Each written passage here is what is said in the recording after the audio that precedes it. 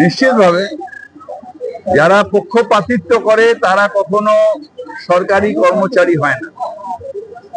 একজন যে চিফ বসে আছেন তিনিও পক্ষপাতিত্ব করছেন।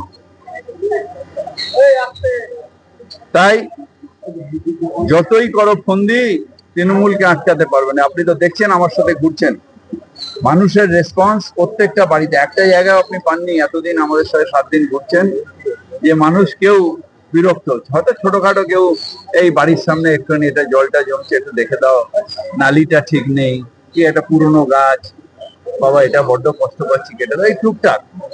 কিন্তু মমতা বন্দ্যোপাধ্যায়কে ভোট দেওয়ার ব্যাপারে যে বাড়িতে যাচ্ছি, যে মানুষের পাশেই দাঁড়াচ্ছি, তারা সবাই বলছে উগ্রীব হয়ে, কোনো চিন্তা নেই, আমরা আছি, আপনার আসার দরকার কি ছিল।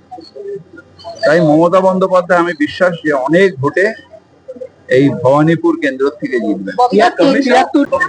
আজকে দ্বিতীয় সাপ্লিমেন্টারি তালিকা এখনো পর্যন্ত 36 লক্ষ আবেদনের নিষ্পত্তি হয়েছে। 32 লক্ষ নামের মধ্যে 40%। আরো কত নাম দিলে হবে এসব প্রশ্ন করছি।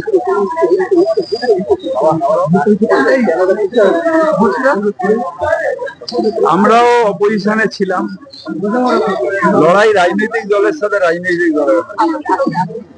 এই লড়াইটা যেন হচ্ছে বাংলার মানুষের সাথে ইলেকশন কমিশনকে দিয়ে বিজেপি লড়ছে, বাংলার মানুষকে হ্যারাস করছে, বাংলার মানুষকে লাইনে দাঁড় করিয়েছে, বাংলার মানুষকে অনৈতিক ভাবে ভোটারের নাম কাটা, এবং সব স্টেটে কোথাও লজিক্যাল ডিসক্রিমিনেন্সি হয়নি, একমাত্র বাংলায় লজিক্যাল ডিসক্রিমিনেন্সি। এর নাম করে চ্যাটার্জি আর চট্টোপাধ্যায় কেটে দিচ্ছে, মোহাম্মদ আর এমডিতে কেটে দিচ্ছে। এইভাবে বাংলার মানুষের অত্যাচার করছে। এবং আজকে একটা লিখেছে, একটা কাগজে পড়লাম যে বিজেপি আসলে নাকি সবাইকে, যাদের নাম নেই তাদের ক্যাম্পে ঢোকাবে। মমতা দিয়ে এটা হতে দেবে না। সেগুড়ে বালি কোনোদিনই বিজেপি বাংলায় আসবে না, আর ওই ডিটেনশন ক্যাম্প বাংলায় কোনোদিনই সৃষ্টি হবে না। ভবানীপুরের রিটার্নিং অফিসার নিয়ে আপনারা অভিযোগ করেছিলেন, 48 ঘন্টার মধ্যে কমিশন বাধ্য হলো তাকে সরিয়ে দিতে। নিশ্চিতভাবে যারা পক্ষপাতিত্ব করে তারা কখনো সরকারি কর্মচারী হয় না। একজন যে চিফ বসে আছেন তিনিও পক্ষপাতিত্ব করছেন। তাই যতই করো ফন্দি তৃণমূলকে আটকাতে পারবে না। আপনি তো দেখছেন, আমার সাথে ঘুরছেন, মানুষের রেসপন্স প্রত্যেকটা বাড়িতে। একটা জায়গায় আপনি পাননি এতদিন আমাদের সাথে 7 দিন ঘুরছেন যে মানুষ কেউ বিরক্ত হচ্ছে। হয়তো ছোটখাটো কেউ এই বাড়ির সামনে একটুখানি এটা জলটা জমছে একটু দেখে দাও, নালিটা ঠিক নেই, কি একটা পুরনো গাছ, বাবা এটা বড্ড কষ্ট পাচ্ছি কেটে দাও, এই টুকটাক।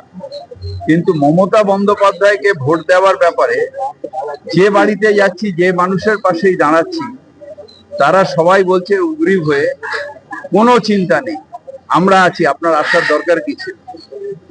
তাই মমতা বন্দ্যোপাধ্যায় আমি বিশ্বাস যে অনেক ভোটে এই ভবানীপুর কেন্দ্র থেকে জিতবেন। 73 জন যে রিটার্নিং অফিসার, তার মধ্যে 14 জনকে আবার সরিয়ে দিল, বদল করতে বাধ্য হলো। সেখানে রঞ্জিগ্রাম, আরামবাগ রয়েছে। বারবার বদল, এরা বদল করতে থাকবে ইলেকশন কমিশন, আর জানবে না যে কখন ইলেকশন কমিশন নিজেই বদল হয়ে যাবে।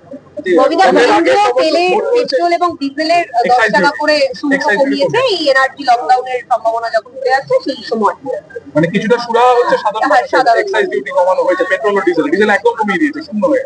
মানে দাম বাড়ছে না বা দাম কমছে না, কিন্তু শুল্কটা কমেছে 10 টাকা। অন্তঃশুল্ক, মানে মানুষের কোনো মানুষের এতে কোনো সুবিধা নেই। দাম কমলে মানুষের সুবিধা হবে।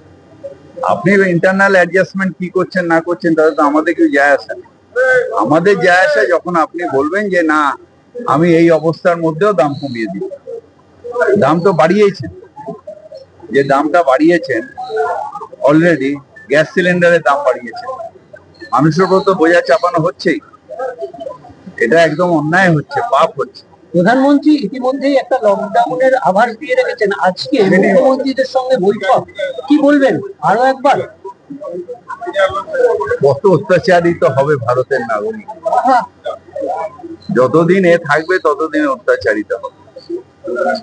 বাসন্তীতে গতকাল যে ঘটনা আমরা দেখলাম, তৃণমূল বিজেপির মধ্যে সংঘর্ষ, প্রচারকে কেন্দ্র করে র্যাব নামাতে হলো, পুলিশকে মার দিচ্ছে। পুলিশ আহত, সেন্টার করছে দেখা নেই। 8 জন আহত হয়েছেন পুলিশ আধিকারিক।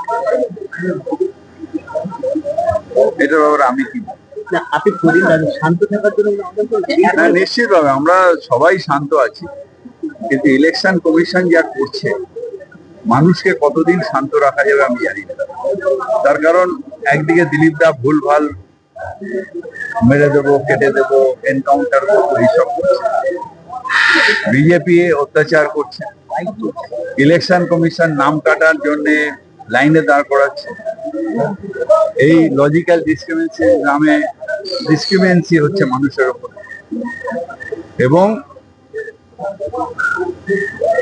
যতই এসব করো, মুখ্যমন্ত্রী মমতা ব্যানার্জি হচ্ছেন এবং তৃণমূল বিপুলভাবে জয়ী হচ্ছে। এখন তো সবই নির্বাচন কমিশনের আওতায়, আইন শৃঙ্খলা থেকে শুরু করে কেন্দ্রীয় বাহিনী এসে এরা অপদার্থ, এরা তো আগে তো অফিসারদের সরিয়েছে, যাদের দিয়ে আইন শৃঙ্খলা করায় তাদের সরিয়েছে। গায়ের জোর, যারা সিস্টেম জানবে, যারা আইন শৃঙ্খলার ব্যাপারে নিয়ন্ত্রণ করতে পারবে, তাদের তুমি সরিয়েছে নতুন নতুন অফিসার দিচ্ছ। তো এরা কি করবে? মমতা দি তো বলেছে যে আপনি এসপি চেঞ্জ করে দেবেন, আইজি চেঞ্জ করে দেবেন, ডিজি চেঞ্জ করে দেবেন, ডিস্ট্রিক্ট ম্যাজিস্ট্রেট চেঞ্জ করে দেবেন। তো সব যদি চেঞ্জ করে দেন তাহলে কাজটা কে করবে? আপনার গায়ের জোর তুগলকি কারবার হচ্ছে। তুগলকি কারবার করে ভারতবর্ষ চলে না, বাংলা চলে। ঠিক আছে, নিশ্চিতভাবে যারা পক্ষপাতিত্ব করে তারা কখনো সরকারি কর্মচারী হয় না।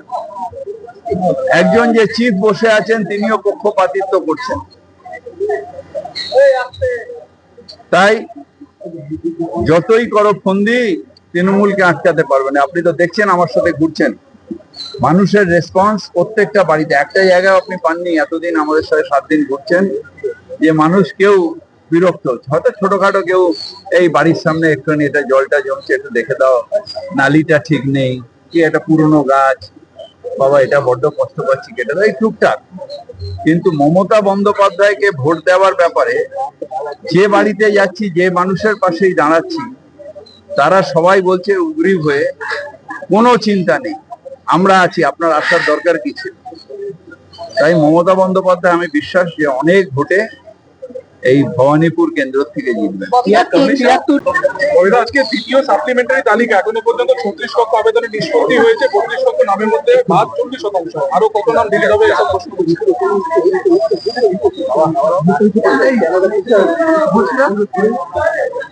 আমরাও অপোজিশনে ছিলাম, লড়াই রাজনৈতিক দলের সাথে রাজনৈতিক দলের। এই লড়াইটা যেন হচ্ছে বাংলার মানুষের সাথে ইলেকশন কমিশনকে দিয়ে বিজেপি লড়ছে, বাংলার মানুষকে হ্যারাস করছে, বাংলার মানুষকে লাইনে দাঁড় করিয়েছে, বাংলার মানুষকে অনৈতিক ভাবে ভোটারের নাম কাটা। এবং সব স্টেটে কোথাও লজিক্যাল ডিসক্রিমিনেন্সি হয়নি, একমাত্র বাংলায় লজিক্যাল ডিসক্রিমিনেন্সি।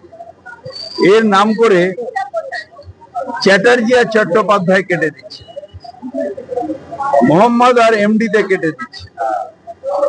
এইভাবে বাংলার মানুষের অত্যাচার করছে। এবং আজকে একটা লিখেছে,